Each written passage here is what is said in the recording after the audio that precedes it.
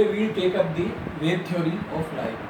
Before going directly to the wave theory, we will see what is light actually. There are different theories about the light, and we will discuss for the time being briefly what are the theories. The first theory was the Cospeller theory.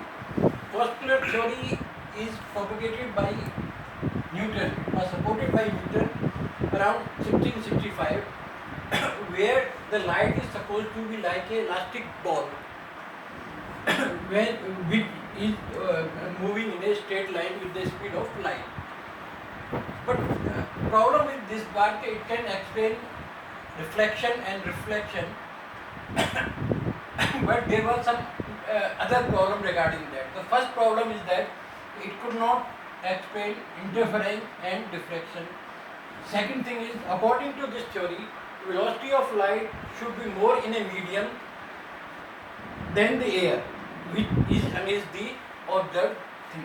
Second thing, in explanation of reflection, it says that when light falls on certain medium, some small particles of light reflected and some goes inside. So he could able to give some idea about the reflection, why reflection and reflection happen. But he could not explain selectively why some particle goes inside this medium and why some particle reflect from the medium. So there was problem with this Cospeller theory. But again there was the problem because due to his status, he was a very great, you can say, scientist at that time, not only big but great scientist, and nobody was having dared to challenge his idea. So there were two things. Lekin after this discovery of interference and diffraction, then wave theory was propagated by Huygens in 1678. This we will take in detail right now, but it has a drawback.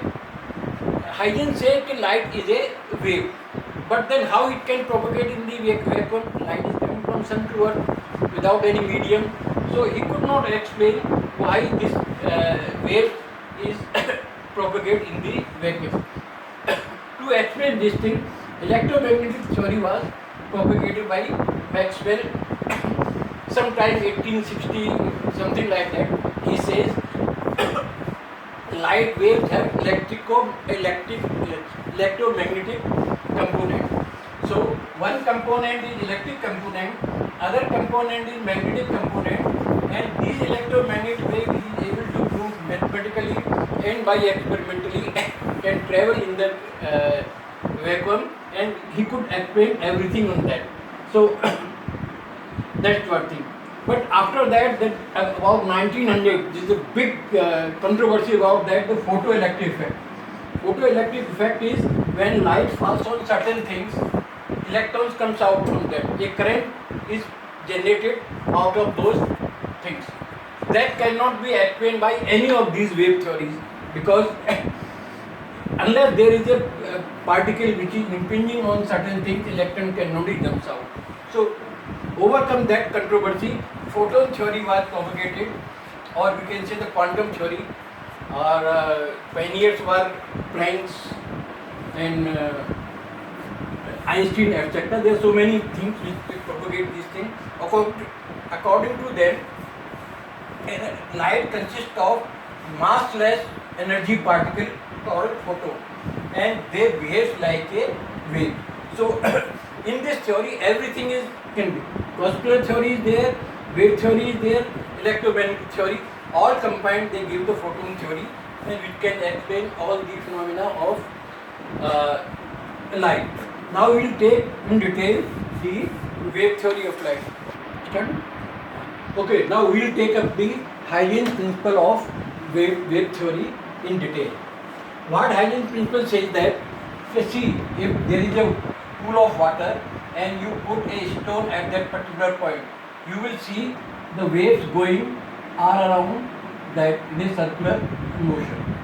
Now, these waves will be like this. See here, the medium doesn't move. Only the medium takes up and down. If you throw a small paper over this waves, then you will see the paper is moving simply up and down. the medium is not moving. So but that every part of that is transferring energy to the network. This point is transferring energy to this point to this. If you put this on a graphical scale, it looks like that. This point is moving this way, this point is moving this way, this point is moving this way, and so on. So every point is taking a simple harmonic motion about their mean position and transferring energy to the next one. So now you can see the top of all this. If waves is like going this, if all top of all the waves, if to make it, then this is called the wave front. The locus of the waves, again I will explain you. So this is the point source, and this is the wave. Here this is the wave. Here this is the wave. Here this is the wave, and all around that. So locus of the same phase, this or the bottommost, topmost or bottommost. So the locus of this phase, this point are called the wave front. Understand? This is very important to wave front. Wave front is the locus of the particle in the medium having the same phase. Either you take the topmost or take the bottommost or anywhere in between that. So locus that called the wave front. So this is the first point of the Huygens principle. Second is, now every point of the wave front, we will explain this. Every point of the wave front will act as a source for the next wave front. Earlier we have this source, and then we have a wave front here. Now for all the next point, every point on this wave front will act as a point for the next disturbance, and then again we can have the same phase. Draw a line that will constitute the node front. It's written in third. The surface touching these secondary wavelets is the new wave front at that particular time. We will explain this in the next slide. Okay. So what it says that this is the source. This is the wave front, a locus of point having the same front, say for example the top of the wave. So at that particular time, this is the wavelet. Now according to Huygens wave theory, every point on this will act as a source. Earlier source, the original source is that for the next wave front, these were the source. How we can draw the next source in? For example, after time t, what is the next wave front? So all these waves are traveling in forward direction with the velocity of light. So in t seconds, the waves will move forward to the distance c multiplied by t. T is the time we wanted to find out which is the next wave front. So we will have a r c into t, this r. Then from here also c into t, this. Here also of the same c into t. So after 3 seconds, each wave from this point, there will be source of wavefront like this. This is also source of wavefront like this. This is also source of wavefront like this. So after t, this will move c multiplied by t, because the velocity and the time. So next will be this. This is the next wavefront after time t. If you have a plane wavefront can be plane also. So how we will find out the next wavefront? Same way. See, every part of this will be act as a point of the next wavefront. We will move c into t here, c into t here, this, surface touching that will be a wavefront. So if we have a plane wavefront, we will have a net plane wavefront also. Right? Now this time we check how much time of wavefront is there. Wavefront. First is spherical wavefront. Spherical wavefront. We have already seen that if point source is here, source is a point source. When source is point source, then all the wavefront will be moved like this. But then say wavefront can move in this direction as well as in backward direction also. Experimentally and theoretically they have proved that we will consider only the waves going in positive way, in the direction of propagation. If the light is propagating in this direction, we will take the next wavefront only in forward direction, not only backward direction. Actually, it can be on both ways, but for the sake of consideration, we take only the wavefront in the positive direction. Second type of wavefront is if the source is far away. The source is far away, so all rays will come over here, and this wavefront will be a plane wavefront. You can have conical, cylindrical wavefront also, but basically all these things, this has the plane wavefront. So, yes. Third type wavefront is cylindrical wavefront. Cylindrical wavefront. If normally which happens in the laboratory, sources are neither far away or point source. Point source we cannot take in the laboratory for the experimental consideration. If you take the point source, you will not get any fruitful results.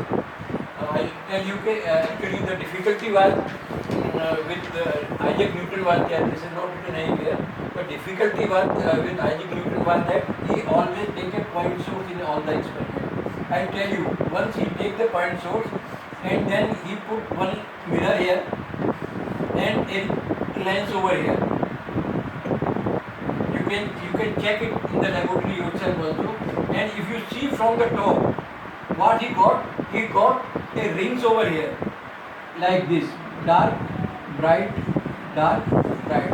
This he has observed because he was using a point source, and this was due to the interference. He discovered this. He actually find out this first time. It's called Newton's ring. He discovered this thing, but could not explain himself. Though he discovered the phenomena of interference, but could not explain himself. That was the for the cylindrical waves, you have to take a linear source, slit, you can call it slit. If you take a slit, then the source, then the say this is slit, and all around this you will get a cylindrical wavefront. This will be CT. This will be the wavefront will be this cylindrical. This is usually happen in the experiment. We always take Huygens and everybody after that Huygens, and we also, if we go to the laboratory in the next perhaps BSc and all these things, we will use everywhere a slit of the wavefront. Wherever Newtons use a point. So we have three types of wavefront. And second thing, very important, if whatever the shape of the wavefront, parallel or cylindrical, the ray always travel perpendicular to the surface of the wave, like this. It should be perpendicular to the surface. This is the basic criteria when we explain the wave theory. In the next slides or next class, we will explain the phenomena of reflection on the basis of Huygens theory. Thank you for listening.